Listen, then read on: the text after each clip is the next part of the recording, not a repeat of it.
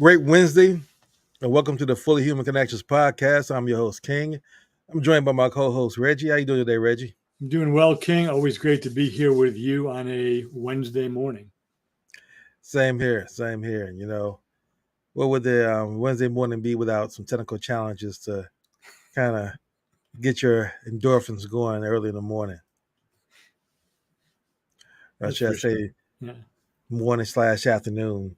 So with that being said, what's your spiritual energy number, Reggie, today? So I'm 10. I'm choosing to be a 10 because technical challenges can drain me sometimes, especially when I don't know what's wrong. But we got it resolved, so I'm good. Excellent. I'm a 10 as well, and I choose to be a 10. Every day I wake up and I'm healthy and see, hear, walk, talk, stand, breathe, and have a sound mind. I'm going to be a 10. And then, as I go into my gratitude moment, to also still have a mother who's alive and still have sound mind despite having some health challenges, but still have sound mind and, going into, I guess, the another phase of her life. It's still a blessing that she's with us. So that keeps me at a 10. How about you? What you grateful for this morning? Yeah, I'm grateful for my standard just benefits that I have indoor plumbing and a refrigerator that generally works with fresh food in it. I have a roof over my head. Right now, I have a little fan on the floor blowing some air around because it's getting warm here again. But just, my basic needs are taken care of. My mind still works reasonably well. I get to do what I love every day when I get up. So I have a great deal to be grateful for. Absolutely. Absolutely. Same here.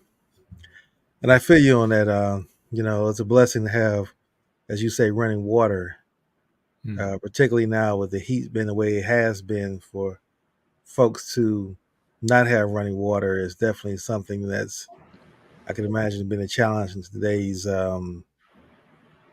heat and weather. Yeah. So, with that being said, how about you walk us through what our topic is going to be for today? Yeah, so I think this is, we're going to somewhat continue what we did last week, which I'll speak to in just a moment or two.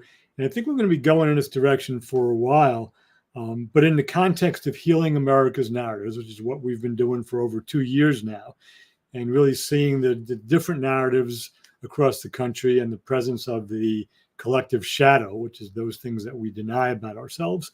The specific focus for today will be on the ongoing uh, discrepancies on both the federal level and the state and local level, mostly federal and state, though, where legislatures and the court system are selectively, in my experience of them, selectively um, enforcing and abiding by aspects of the Bill of Rights, especially, but not only the First and Second Amendments, and ignoring other aspects of them for political reasons.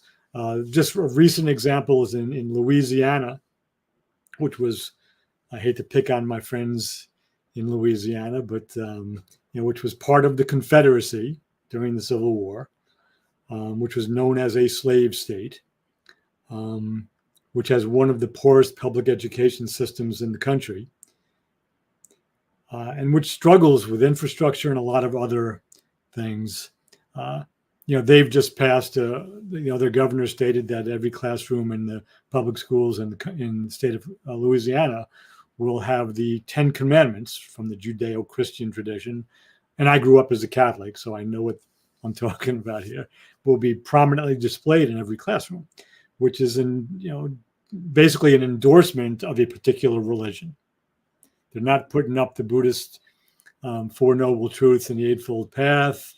They're not quoting from the Hindu scriptures or anything from the Muslim scriptures.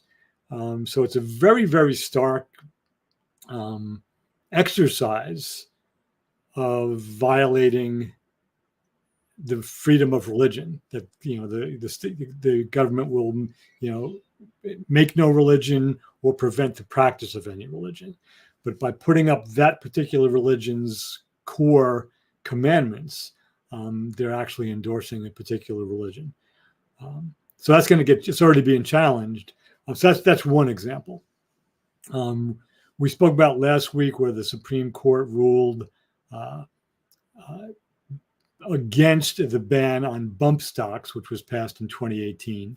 Now, this is dealing with assault weapons, and a real strong statement about the Second Amendment, not being willing to in any way infringe upon somebody's rights to own a gun and to make the gun more lethal, which bump stocks do in terms of the rapidity of fire.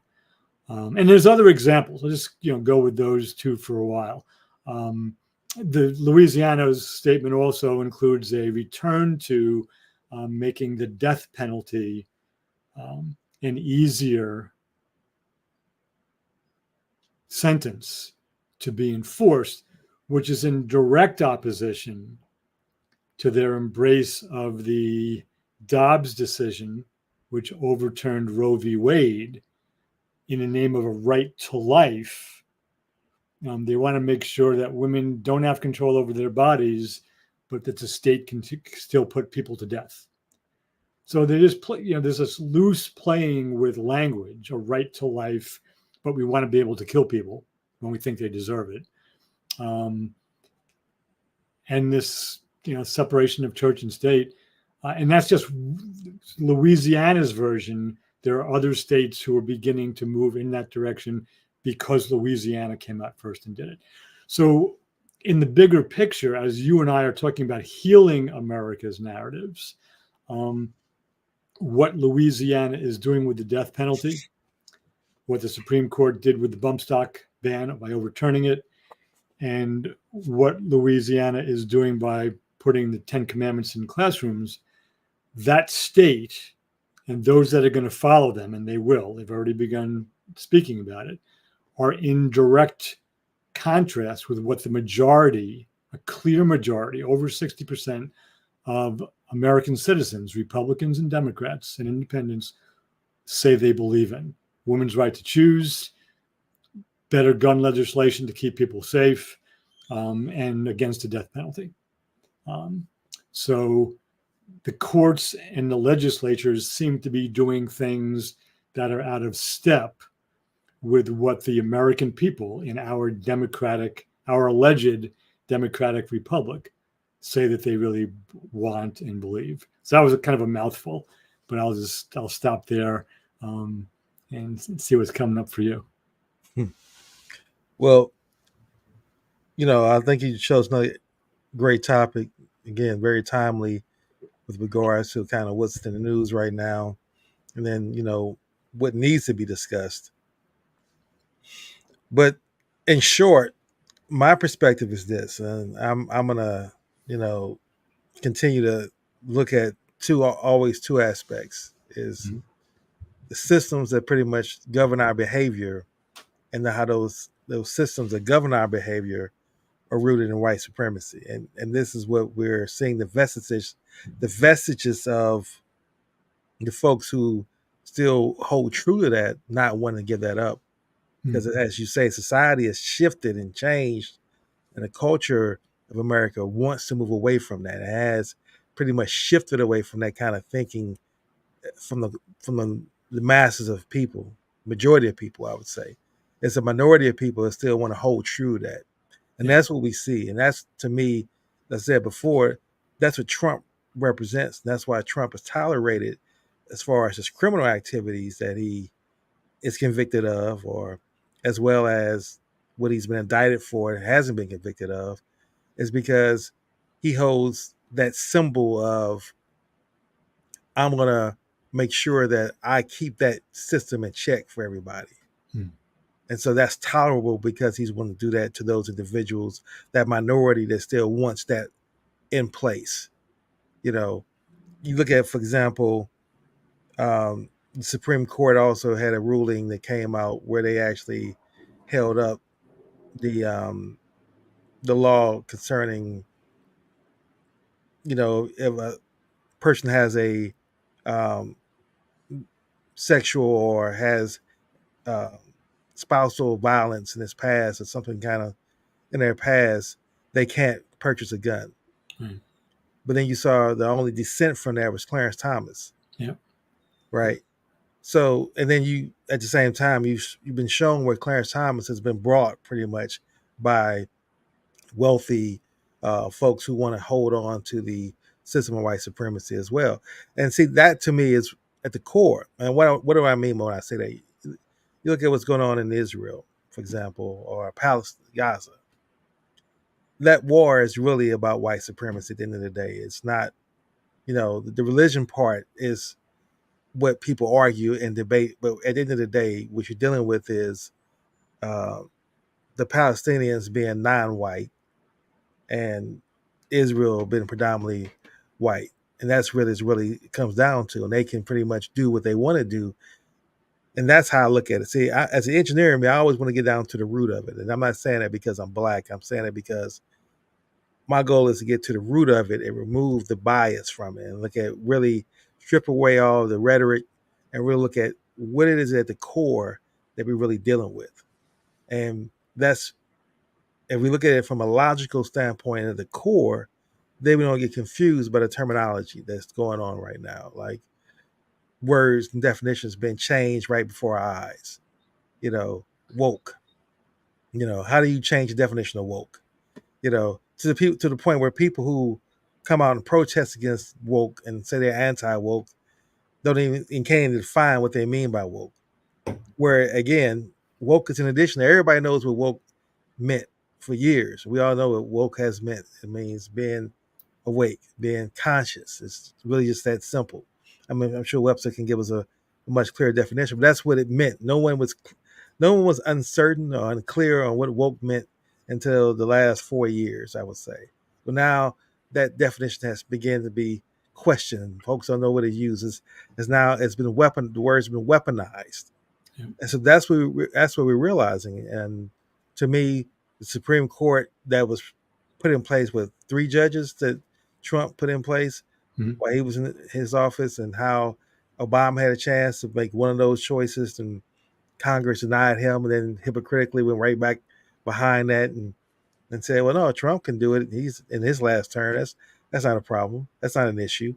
So it's not about justice anymore. It's about fighting for that system, and they're going to double down. I think we're wrong if we sit around and expect things to happen from a just standpoint against an unjust system. Mm-hmm.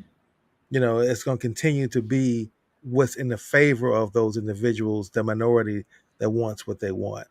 And finally, looking at the Louisiana coming out and saying, well, we're going to say that the Ten Commandments have to go in every school. And then the worst part about it, it's a version of Ten Commandments they chose. It's not even a Ten Commandments that's agreeable among all Christian denominations.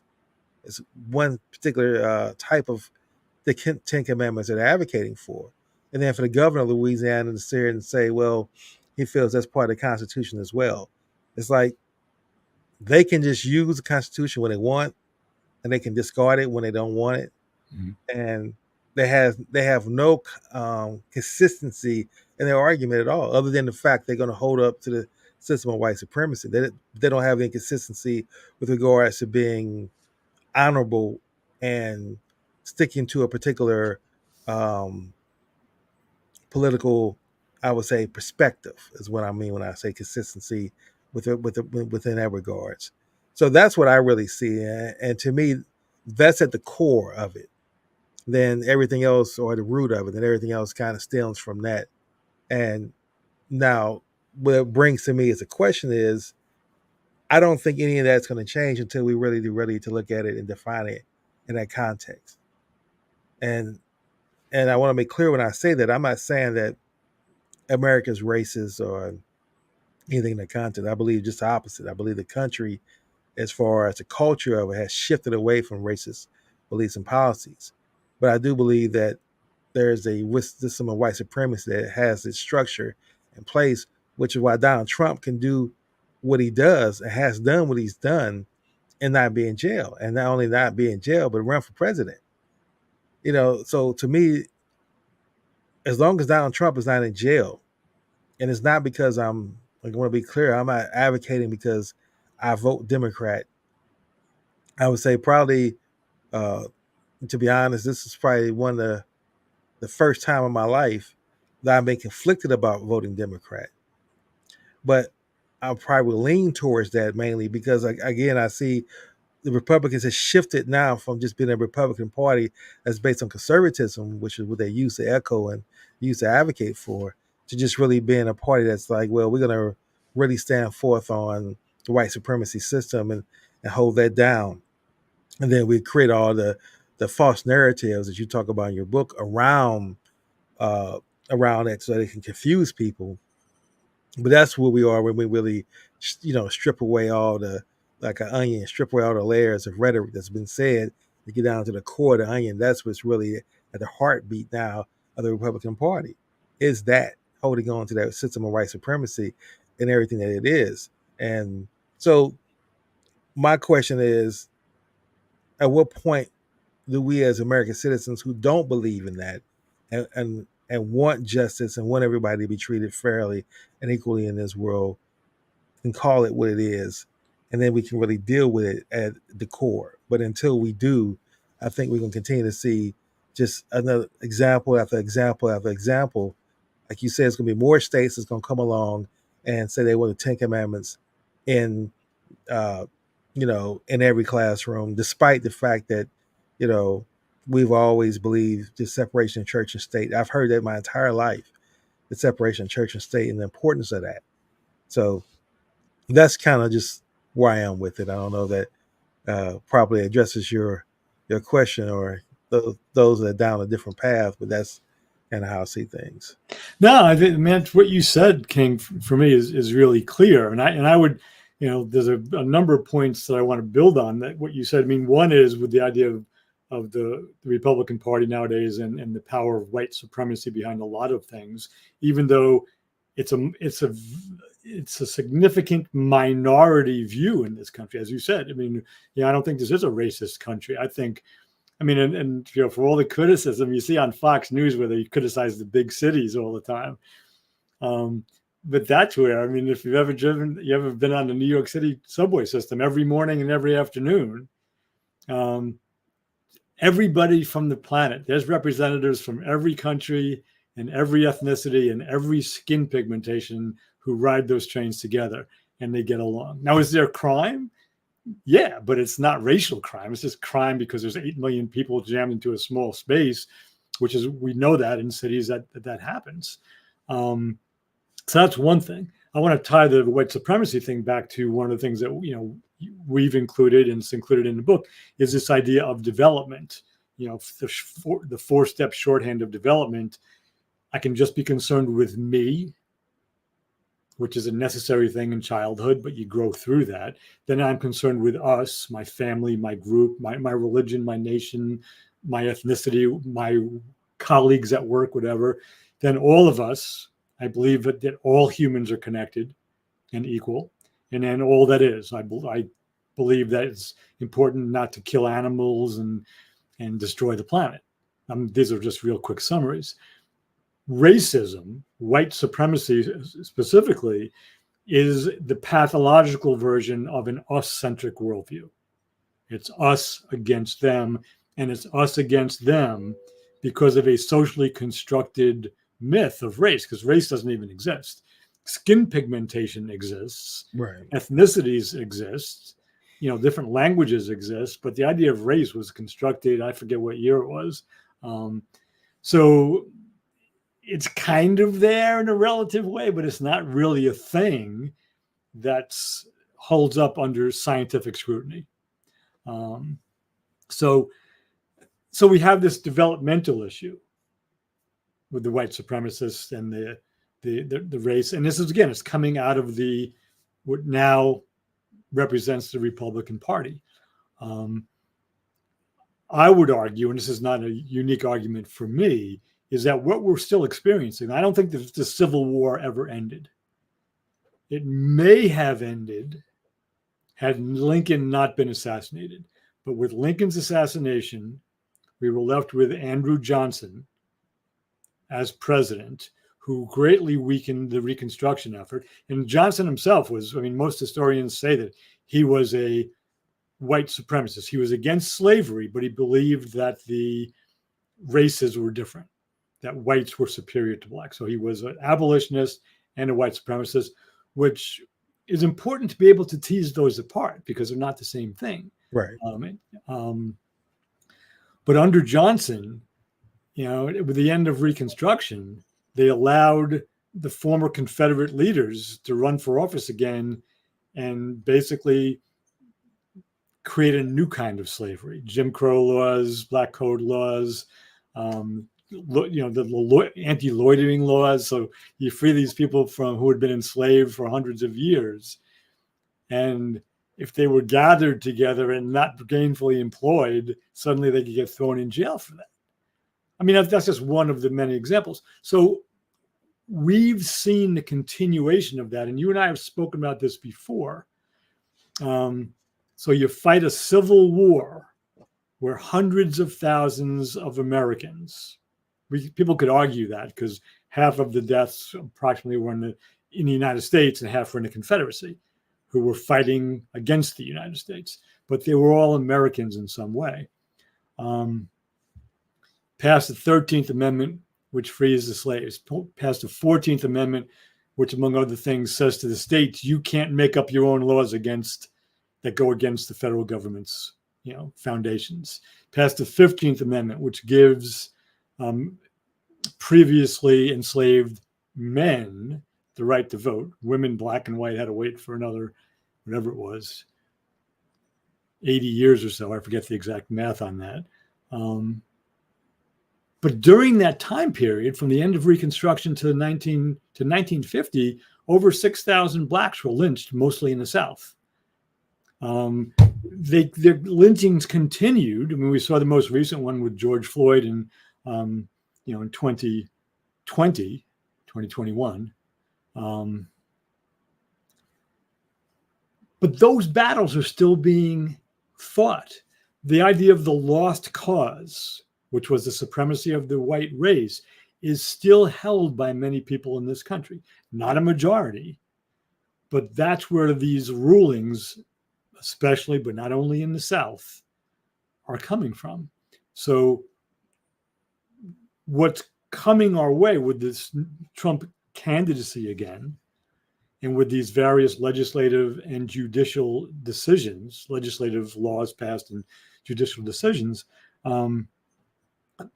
there's now a document which I am plowing my way through, and is probably going to inform our conversations for the coming weeks and months. But it's open for anyone to see. Just go to Project 2025. Google that. You'll go to their website. You can read their plan, and you can read their playbook. It's 100 conservative organizations, begun with the Heritage Foundation and the Federalist Society, put together this playbook. It's 900 pages long for what's going to happen in the first 180 days of the Trump administration. It's terrifying.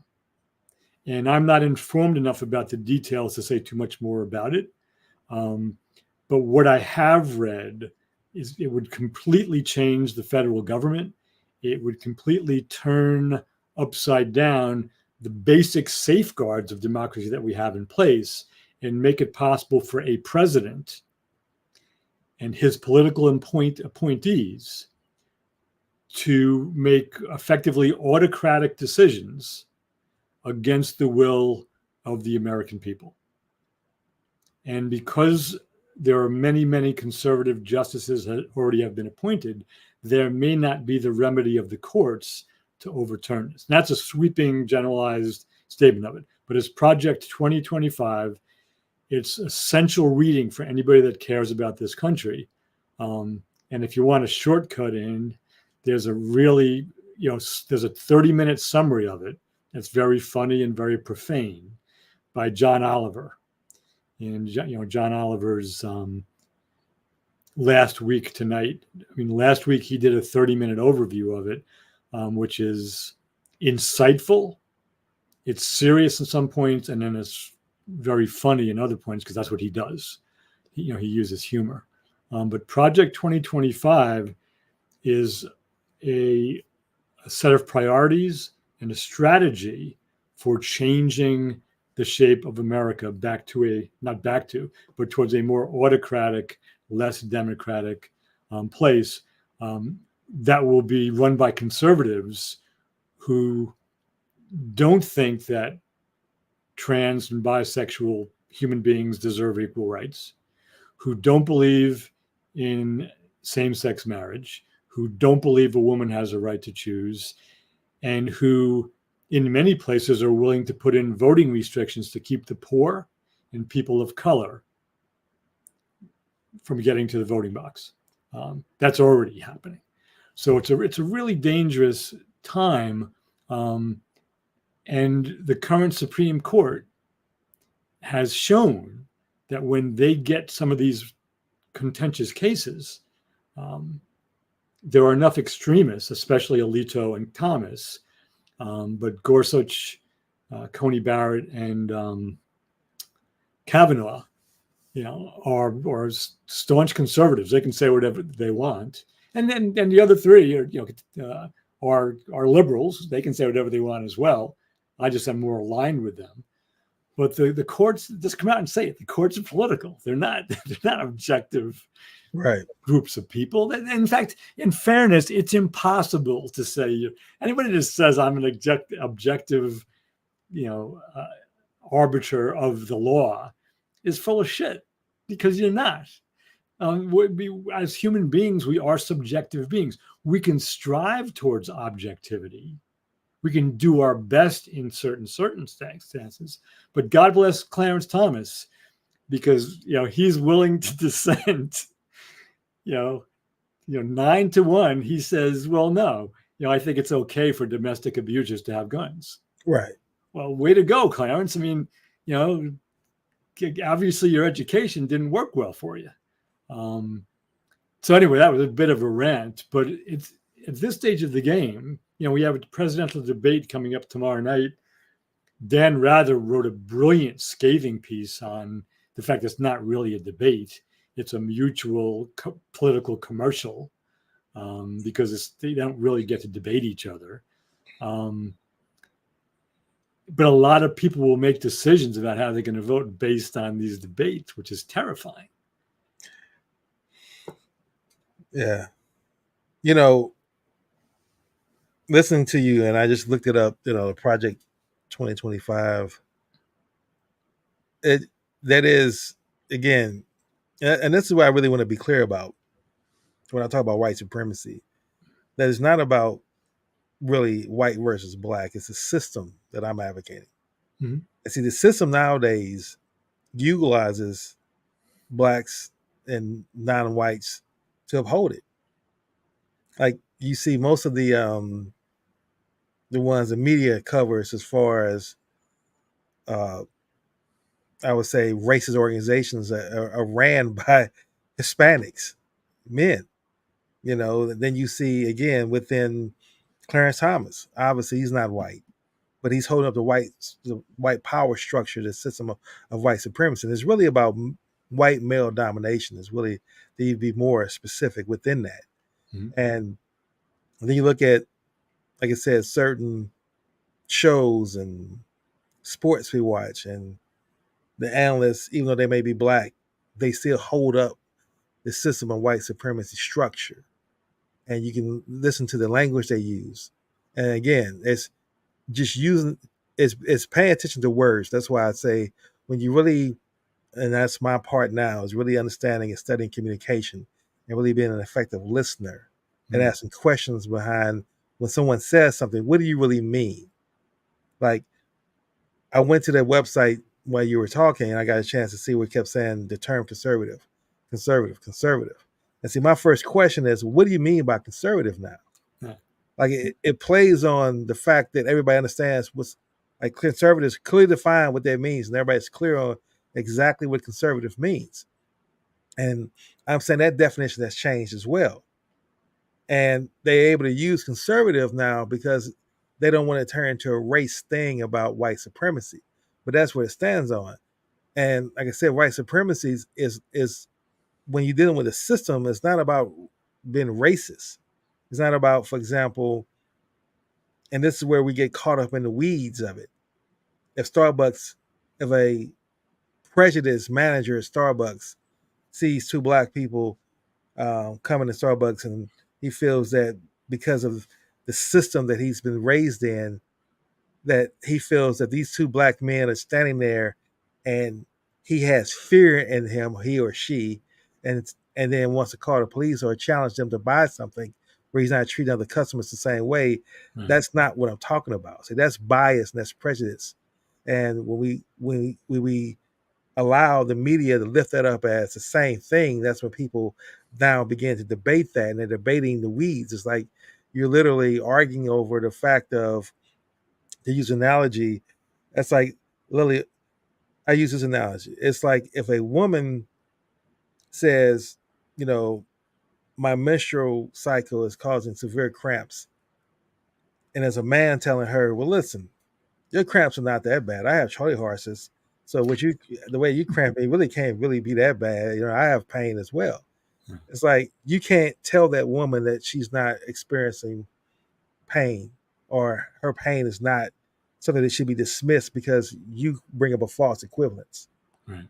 And that's what I see nowadays when folks talk about the historical past, and they talk about things such as, I even hear, and it's like, I, as a black man, have to, even people who I listen to and I like what they're talking about from a one perspective of business. They're teaching something that I really like, and then they say, well, slavery is all the same, or everybody was slaves at one point, and they make that false equivalence.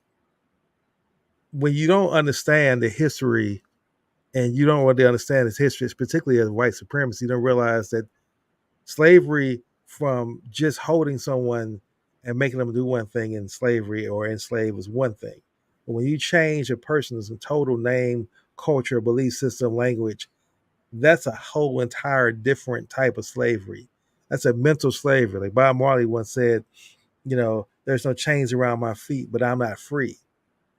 Hmm. And that's what we see right now. And it's not just black folks who are mentally enslaved now. It's most of America is most mentally enslaved because they're not critically thinking, they're not reading, they're not using their brains. They're being led to believe one thing or another because of the fact is it's easier to do that. It's easy to come home and turn your TV on and just let the TV numb you now because it's 24-hour programming.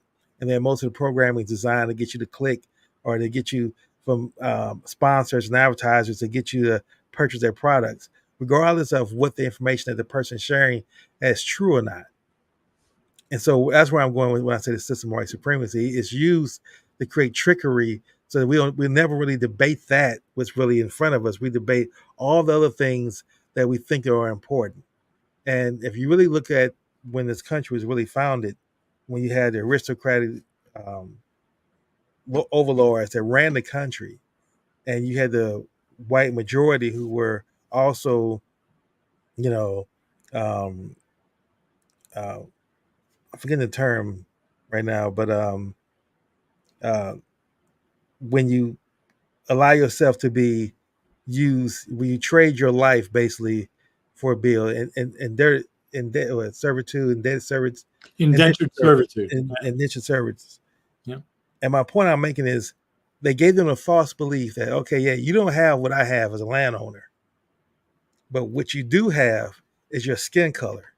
Yeah. And at least you're better than that black person right there, or that Native American right there. As long as you have that, then you're okay by me. And they falsely believe that, and they still hold on to that belief. And that's what we see. At the end of the day, there is no difference between us as far as how this system of white supremacy treats you and me. Because if you're not a rich white man, then you're going to be sitting suffering from it as well. Now, you may not suffer to the degree that I suffer, but it's still not in your best interest, especially if you're a person that's looking for, I just want to live a life of love, and I want to connect with people, love, I want to do the right thing, and I want to have a fulfilled life.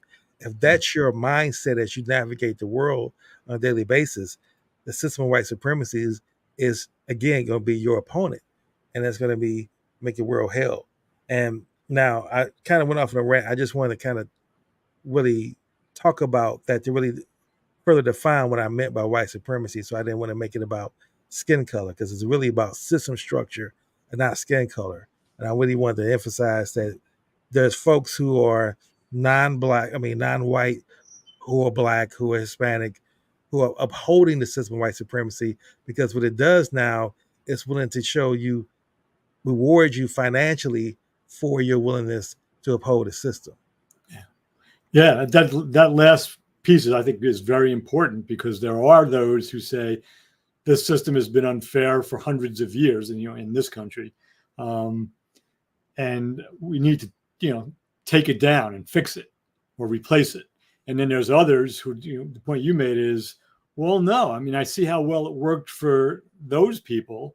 I want to be part of the system so I can have my 2 houses and my 5 cars and my so I can feel as though I'm part of the aristocracy, even though you're nowhere near close to being part of the aristocracy. It's an attraction if you buy into, as you were saying, the value system where things, you get more things, you can have money and you can have things. But I want to introduce or reintroduce to follow up on you're clarifying, and I'm glad you did that idea of the system, not just about skin pigmentation, but this overall system. It's a word that was really popular, a decade or more ago, and then it kind of fell out of favor. And I find more people are writing about it, using it now, and it's patriarchy. A system run by men, basically, that puts men above everybody else. And in Carol Gilligan's work, psychologist Carol Gilligan, some people might know her. Her book from the 1980s was entitled In a Different Voice, where she wrote about moral development, how women and men, boys and girls, navigated morality differently.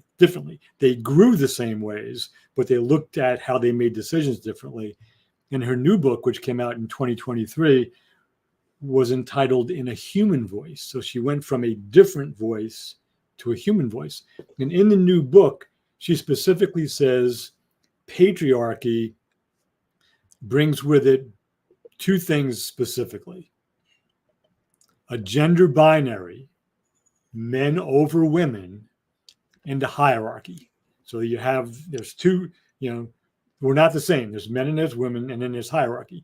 And in her language, it's men over women and white over black. I mean, that's a real oversimplification of what she says.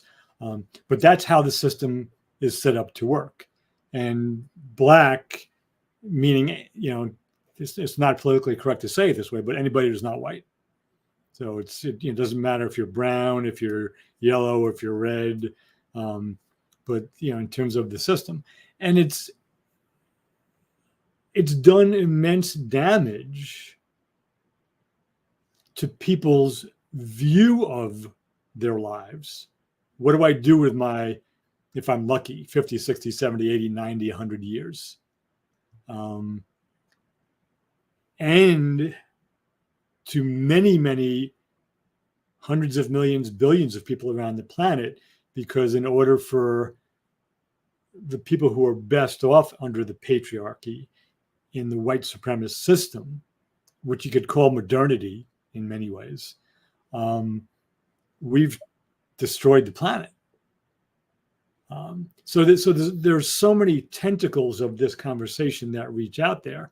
And the problem I think that we run into, my life is moderately comfortable. I don't have a lot of money. Again, Catholic high school teacher, poet in the schools, write some books I think have value, but not a lot of people bought them. But I'm okay. Again, food, indoor plumbing, water that's safe to drink, a bunch of books. There are a lot of people better off than I am financially who don't see anything wrong with the system because it allowed them, this is what you were referring to get what they wanted. This house, a good pension, moderate medical care, and if not a vacation home, the ability to vacation for four weeks in the year or even longer. Why do you want to mess with that? Because it allowed you to be okay. And it allowed people, as you say, it's not about the skin color. There are people who are black, brown, white, green, yellow, pink, and blue who have done okay in the system.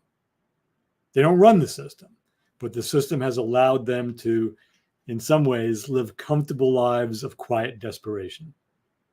And that's, quiet desperation. I forget who said that. That's not mine. I should know too. I'll check that out for next week. But yeah, so going back to where we began, we have these moves now in the states, in the courts and in the legislatures that are beginning to reel in or roll back some of what the founders put in to their first amendments to the Constitution, those first 10 amendments, the Bill of Rights. And it comes back down to, and this is an oversimplification again, but there's a real strong tension once again, probably never went away. But for those who wanted to say that the Civil War was not about slavery, but about states' rights versus federal government, and that was part of it. But the issue where the states' rights was really important, that the entire economy of the South rested on enslavement. And they wanted to keep that. And they called that states' rights. So semantic differences. But even now, if you look at these decisions, what Louisiana is doing, what the Supreme Court said when they overturned Roe v. Wade, what the Supreme Court said when they overturned the bump stock ban, they basically said, if the people in each state think these things are important, they can lobby their legislators to pass the appropriate laws state by state. It's not for this court to decide. So the Supreme Court, in a way, the majority in the Supreme Court is arguing for states' rights on these issues. Right. And there are certain places where the federal government has made this a much better country. Ending slavery was one we could point to. Unfortunately, they had to fight a war to do that. But FDR saved a lot of people's lives with the New Deal. Lyndon Johnson's administration did a lot of good with the Civil Rights Act and the Voting Rights Act, which was renewed. The Voting Rights Act renewed, I forget how many times since 1965, up until 2013, when the Republican Supreme Court weakened it. So there's this ongoing attempt to, reel in too much freedom for the common people by the aristocracy. It's to keep the minority in power, and that's the only way you can do it. Yeah. As you said before, the majority doesn't want that. So if you're going to have just democratic elections, the minority would never get, the minority who wants white supremacy will lose every single time. So they have to do these things, control the courts. They have to say control the voting. They have to keep the people asleep, keep the people angry. So the ones who are not asleep, you're angry. So they give you an enemy to be mad at. And so if you are white and poor, the enemy is everyone else other than white people that you need to be angry with, because they're coming for your jobs. They think they're better than you. So be angry at them, but don't be angry at the fact that we're not giving you we're not giving everybody universal health care. I can't see why anybody can really argue against, unless you're a doctor who's rich and you're saying, well, I don't want universal health care because, again, I might have to, I won't be able to make my $500,000 a year salary that I feel I deserve. So, I don't want universal. But I don't see how anyone who looks at themselves as possibly especially after we went through it with COVID. You would want every single person. To me, COVID should have convinced us. We shouldn't even have that shouldn't even be debatable anymore. The importance and necessity for our own safety. If you truly can't see other people as human beings, for your own self interest to sit and say, it's not in my best interest for homeless people or anybody to have a virus I can catch just because I'm in their vicinity. That's a pathogen that's in the air. So everyone should be able to go get that treated so I don't get affected by that. Even for your own selfishness, you should see it that way. Yeah. And the fact that folks are convinced that we should not have universal health care because we believe medical bills will be higher. And the medical system is, and most people, and I really didn't see how messed up it was again until you get to the point where you either a senior or you are dealing with someone, a parent who's really shifted into that senior care where they're becoming more dependent upon you and healthcare to really survive at this point. And that's how you really see how broken this system is. Yeah. And for folks where we're not so upset about that, it's because we over here, it's like, for example, and I use this analogy again, I'm a big analogy fan. It's like literally having a bucket and you have a whole bunch of little holes and you're trying to sit here and put out these different holes, but yet the still water is just flowing out the bucket. There's nothing you can do about it because you can't cover every little hole. Yeah. And that's what we're doing. We respond to all these little holes that pop up, and the big hole is draining the water fast. And then lastly, to your point about folks who agree to allow themselves to try to function within the system, this is the analogy that I use that I came up with. It's like when back in the days when there was slavery, it was clear that you wasn't in the house. You couldn't come in the house. The house was there. You had to be out in the field. Then over time, once, as you say, slavery was eliminated, abolished in this country, you can come into the house, but you can't have access to these rooms. And then through civil rights legislation, you can have access to these rooms, but not these inner rooms. So there's just inner rooms in this house that folks would never have access to. They have access to certain rooms, but certain doors they would never be able to open. And they don't realize that. And if they do realize that, they're comfortable with saying, well, I'm in this room and I'm better than you because you're outside and you don't have access to this room right now that I do. Because this room has air conditioning, this room has a buffet, this room allows me to eat. So I don't want to step outside of this room. Mm-hmm. And that's what I see in this country so much. And that's what I say, what's the point where people begin to shift to start to stop to say, I'm not black, I'm not white, I'm not male, I'm not female, I'm not gay, I'm not straight. What I am is a human being. Mm-hmm. And when that becomes your core identity, you see the world in a different perspective. Yeah. You don't see the world as I want, or I don't want you to have, I want to prevent this group from having. You begin to see the world from, if human beings are suffering, I want to make sure that the suffering ends because it's not just for this individual to suffer. And that's what we talk about on the show. That's where, you know, I love podcasts and I watch a lot of different podcasts now, but I realize I have to be careful about which podcasts I watch now because I'm looking at the sponsors. Who's sponsoring their podcast? Because who's sponsoring their podcast is the one that's pretty much telling you what message it gets conveyed. Like with these two gentlemen we talked about before, I can't remember their names now. It's two black gentlemen, but one we discussed on the show here, written that book. Glenn Lowry and John McWhorter. Exactly. Yeah. Glenn Lowry and John McWhorter. You knew exactly what I was talking about. But so they try to sit here, and if you listen to the podcast, they try to give you the impression that they're unbiased. Well, Glenn Lowry doesn't. John McWhorter does. He tries to give you the perspective that he's conservative, and John Lowry tries to. What is it? John McWhorter, right? Yeah, McWhorter. McWhorter tries to give you, well, I'm liberal, but I can, I can see the fallacies in the left perspective. I'm not one to point that out.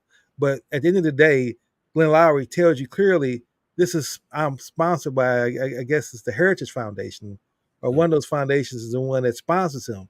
So he has one sponsor, and he can never speak against their interest, their agenda. So it's like you don't need to listen to anything else he has to say nowadays. Just look at who's sponsoring those podcasts or who's a sponsor, and you know what the message is going to be. Yeah. How they give it to you is what they're being paid to do, and they're talented, their charisma, they bring a certain amount of intellectual prowess to the table, or they bring a certain amount of humor to the table. They can make the podcast entertaining, but the message, if you're not a critical thinker, will have you believing these people are saying something that's unbiased and they're representing truth and justice, and they're not. They're representing the Heritage Foundation's perspective. The two black men talking about it. And again, that's what I'm saying about the system of race supremacy being in play, and they would never speak against it. So finally, I just want to make this point as well. What I find to be interesting along just when it comes to, and maybe you can answer this question. This is something I never understood. I never see people, like in the black community, we would wear our city proudly. If you were living in St. Louis, you're going to wear a Rams jersey when the Rams were there. You're going to wear a Cardinals, obviously. You're going to wear the Blues. You're going to wear those things. But you don't go out and yell to the rooftop, I'm from Missouri, unless you leave the state. But while you're in St. Louis, you don't yell it out, but you do proudly wear it. What I find them interesting is how I see so many people wear the American flag and scream American patriotism while we're in America. And I can understand if you were overseas and you were saying, I'm a proud American, but to be in America, who you screaming at to? I never really understood who you want to hear that message, because we're all Americans. In the day, everybody that you're screaming at to is American. Are you saying you're more American? And that's where I'm saying now that the conservatives or the white supremacy, when the Republicans have now shifted that language now to say they've redefined what it means to be an American. They're the only Americans now. And anything you saying that's not in agreement with what they're saying is anti-American, as though they have the moral and high ground for defining what American means. And so, again, I just want to sum up my point by saying the importance of clarity when it comes to the words. Just you got to ask people, what do they mean when they say certain things? What do you mean by that? That's not assume that there's a agreed upon definition that we both understand and we both agree upon. So 9 times out of 10, I bet their definition is totally different of certain words than what you think it is. And then ask, well, what do you mean? What's your purpose of telling me that? Yeah. If you're telling me you're an American in America, what's your meaning behind that? Yeah. No, I think that's a really important point. And just 2 quick comments about it. One is you hit the nail on the head, because it used to be that Americans could disagree and debate and then go have a beer together, or a cup of coffee, or a glass of water, whatever you happen to drink. I don't mean to, we're not sponsored by, Sam Adams or Heineken or anything, or Budweiser. So it has become that. And it was the conservatives who years ago, it was when I remember when Bill Moyers, in one of his shows, put an American flag lapel pin on and actually said, and he was Lyndon Johnson's press secretary for a while, and he had his own history of writing books and doing some great public TV stuff. But he said, I realized that I stopped wearing the American flag on my lapel because I didn't like the people who were wearing it and proclaiming that they were Americans. They were the conservatives that he would disagree with. He said, but I realized that was foolish on my part, because I'm an American too. And so I started wearing it. But you're exactly right, where we no longer say, well, here are the 2 different views on this issue. We say, well, I'm an American and you're un-American. You're not an American if you disagree with me. I mean, that's it. It's idiocy, but it's immaturity. It's the inability to be able to disagree and to recognize, okay, we have different opinions, but we're still American citizens, human beings, whatever you want to do, how big you want to go. The other thing is, I'll just plug, I'll plug a book. In 2020, I have a small volume. It's under 150 pages. entitled Enough with the Talking Points, How to Do More Good Than Harm in Conversation. And it addresses that very thing. If you start saying, well, the American people this, or Republicans this, or the woke that, or the you have to ask people, when you say woke, and this is what you just said, when you say liberal, when you say conservative, what do you mean by that word? And a lot of people, when you do that, can't answer you. They absolutely do not know what they mean. I mean, even when I coach with my clients, and this is not political at all, but I'll ask a question, my client will say something, and there'll be some word or descriptor in the sentence. And I'll say, so when you say blank, whatever it happens to be, what do you mean by that? And they typically go, And then they give me an answer. And I keep on asking that same question. What do you mean? What do you mean? What do you mean? Until they get to the clarity of what they really mean. And we don't do that. We just use generalizations and labels and insults. And that's a big part of the problem. It's not the only problem, but it's a big part of it. So I really appreciate your raising that. Interrogate the language for sure. And as great as conversation is, I know you say we're going to definitely deal with it for a couple of weeks. We've reached the top of our hour, so we need to go ahead and come up with some practical solutions now, because we definitely discussed the problem. So what do you see? And I'm always going to coach my question now and helping people become more fully American, or putting people on the path. So our topic was, healing America's narratives, corporate money, the legislator, judiciary, and human life. So what do you see as it relates to how do we become more fully human despite what we see going on from the Supreme Court and what's going on now in Louisiana as well? Yeah, so a couple of things come to mind. The first one is a two-part question, which is really important to be able to answer at some level. What do you believe America? I think it's used. Let me do this differently. What do you believe the United States of America is, comma, and who is it for? So what do you think it is? Once you get clear on that, who is it for?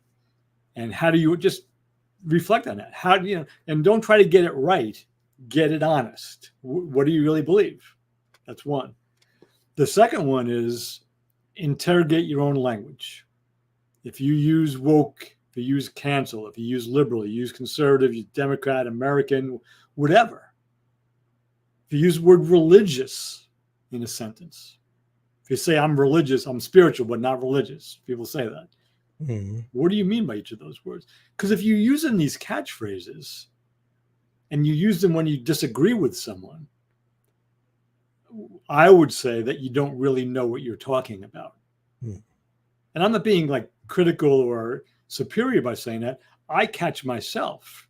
Oh, what do I mean by that? I can tell you what I mean by woke. And I can tell you why I have a problem when somebody uses the phrase like Ron DeSantis is of getting rid of the woke mind virus. That was part of his presidential campaign. Come on, Ron. You have an Ivy education. Figure some shit out. So those two things, interrogate your own language and then answer for yourself. What do I believe the United States of America is and who is it for? Those would be two useful exercises. Excellent. Now we reach a part of the show where to show that it's possible to become fully human or live a life where most of your actions and behaviors are more in line with becoming fully human. We mention folks from either the past who have lived it or someone currently living it, and we give examples of who we want to lift up and give their flowers to. And I'll go first. I threw you in the woods last time. And I'll go first by saying I'm going to lift up, and I may have done this before, but the name recently came up again. And then this is someone who I believe used to be villainized for her work, in the 60s and 70s. And she's not mentioned much nowadays in today's social media world for the work that she stood for, but someone who came from privileged and was pretty much privileged most of her life and had the justification to say I don't have to worry about things because I have what I have, and that's Jane Fonda. Hmm. And just how, to me, not only was she an advocate for women's rights, but she was an advocate for justice across the board. And there's very few people I see that walk that line. 9 times out of 10, if I see someone who is a strong advocate for, and you talked about this, I forgot who you said mentions this in that book, but if I see someone, whether they're advocating for black justice, they don't cross the line too much and talk about women's justice. If I see women who advocate for women's lib, I don't see them advocate for, black justice. So there's very few people I see that advocate for justice across the board, even though they may be one of those represented minorities, so to speak. And Jane Fonda was one of those persons who did that. And she did it to the point where, again, she put a brand, and that's what nowadays we look at. Everything's about what's your brand, protect your brand. And she didn't care about what damage did to her brand. She put herself, her brand in harm's way, her life in harm's way, a lot of instances, and just was a true example. When we talk about being fully human, look up her life. And that's an example of somebody who, in my opinion, lived the life of a fully human individual. Yeah, I love that example. And just really quickly, yes, it was Bell Hooks who talked about fighting the against all systems of domination, not just your particular one. So it was Bell Hooks in the book Outlaw Culture. I think that's what you were referring to. Yes. Yeah, and I would even say that Jane Fonda owned her mistakes, because sometimes the way she did certain things that she stood up for wasn't skillful. And when she grew into that recognition, she apologized publicly for it. So that's we need more public figures who would apologize publicly for their shit. We'd be better off. I mean, not just public figures, all of us. So I love that choice. So this week through Sunday is the trials for the U.S. Olympic team. So track and field, gymnastics, swimming, a lot of stuff. And I love the track and field stuff. I like all of it, but I watch the track and field stuff. And there's a woman I've known of probably since she was in her early 20s. And she's a middle distance runner, so basically from 1,500 meters up to about 5,000 meters. She was competitive. And a couple of years ago, she got married. She's from New England. She grew up on a farm. She married a local guy up there, and she had a baby. And she was back racing. Her name is Elle St. Pierre. St. Pierre is her married name now. I forget her maiden name. And so she was back racing within a year of giving birth, and she was pretty competitive. But 2 nights ago, in the trials for the not the trials, for the finals of the 5,000 meters, she won it. So she's going to go to the Olympics as a representative for the 5,000 meters. And her son now is now 15 months old, and he's in the stands with his father, and they bring the kid down. So this is a woman who, I know what it's like to compete in track and field. I'm not at that level, nowhere near it. But I'll never know what it's like to give birth or carry a child. But for an athlete to do what she thought was important, she wanted to be married. She loved this man. She wanted to have a child before it got too late. So she had a child when she was 27, 28. And she wins the Olympic trials 5,000 meters when her kid is just 15 months old. The commitment and the presence and the kind of the joy she shows in her child, even though we all watch her because of her competitiveness, was just beautiful to behold. And she's also going to compete in the 1,500 meters. That's, I think, Thursday, Friday, Saturday. So anyway, Elle St. Pierre just seems like this grounded, very talented, and very committed, hardworking, I hate to say this, but young woman, because she's more than twice her age now, which is horrible. But so Elle St. Pierre, good work, man. Excellent choice. Excellent choice. I'll definitely look forward to watching track and field Olympics as well. Yeah. Well, we've gone over our show about quite a few minutes, and mainly because we got started late due to technical issues, and I'm not gonna ramble too much. But I want to thank you again, Reggie, for coming up with another great topic, for writing a book, for being a person of creating a pathway, you're pursuing the path to become a fully human in all that you are and all that you do. And it's helped me look at that and learn from you. And I definitely appreciate that. Listening audience, thank you all for listening to the show. For those who listen live, appreciate it. For those who listen to the recording, thank you as well. And that's all commit to working to become more fully human. Thank you.